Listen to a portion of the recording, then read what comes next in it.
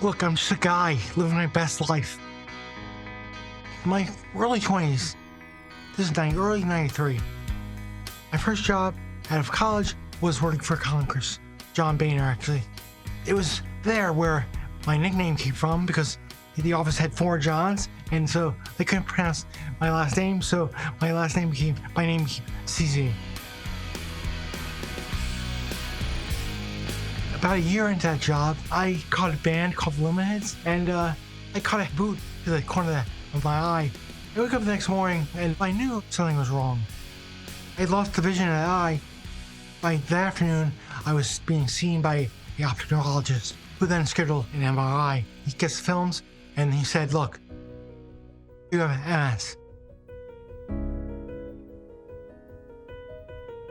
The protocol was go home and don't worry about it. Doctors had no tools. We hoped that something else happens. That was false hope. Luckily for me, later that same year, the first drug ever, first DMT, to help combat MS was approved and available. So I used that drug, which thankfully existed, but then by early 98, the disease really started getting aggressive with me.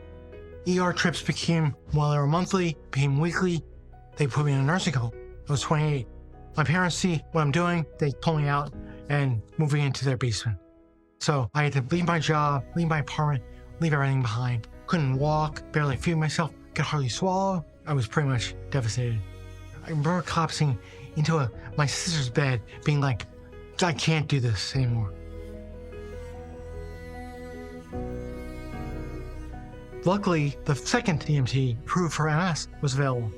I began treatment on May 1st, 1998. By the end of that summer, I turned what was a really heartbreaking loss into a chance to get back.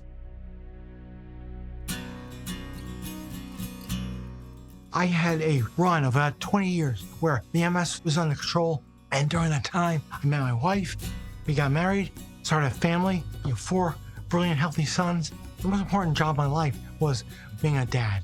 My boys, they didn't exist at all if it weren't for my life being put on the right track. So they are my pride and joy.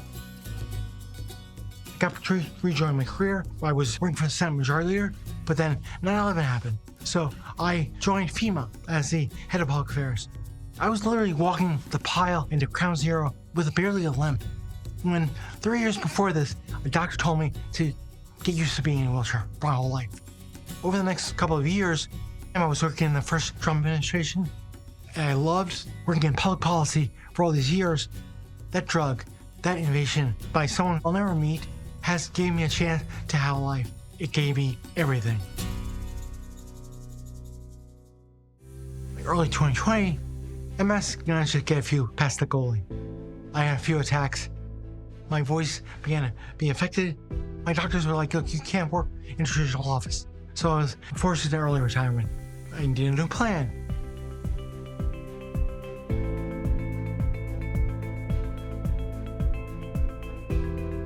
So I had the urge to pick up a paintbrush. No training, no school, no background, no interest before, and started to paint. I went from a place where I was wondering how I was going to communicate with my poor English into learning a whole new language.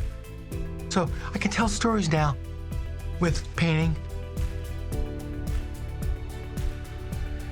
In my lifetime, I've had to learn to walk 5 different times. Like everyone learns to walk the first time, but 4 other times in my life, I've had difficulty walking because of the MS or from other injuries, and I've used these amazing tools, not only the drugs that combat and the tools that develop for physical therapists. Innovation has allowed me to reinvent myself. Powered by better health, I found as far as for solutions to make sure that people living with serious illness have a voice in Washington and the policies that determine their future are being written. These policies are being sold as solutions to affordability. They are not. They are price-setting mechanisms that reduce incentive to take scientific risks and produce the next generation of treatments. When the government sets the price, it determines what doesn't get developed next. You've already seen this with the IRA. Most notably, international reference pricing policies like most favored nation and IRA pricing negotiation would fundamentally alter the economics of drug development. And what kills me is that there are drugs that will not be developed that could benefit untold people. Innovation means nothing if patients can't access the treatment their doctors prescribe. A cure never discovered may show savings on a budget spreadsheet, but there's nothing more costly than a loved one being lost to a disease that could have been solved. That is what we are risking.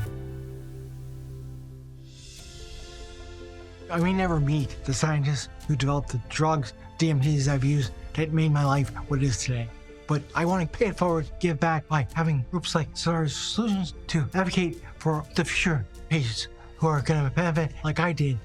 I know that I lived on the exact divide between when there was no drugs available to when there is drug, when there is a tool developed. When I first started Survivors for Solutions, I wanted the mantra to be hope matters most.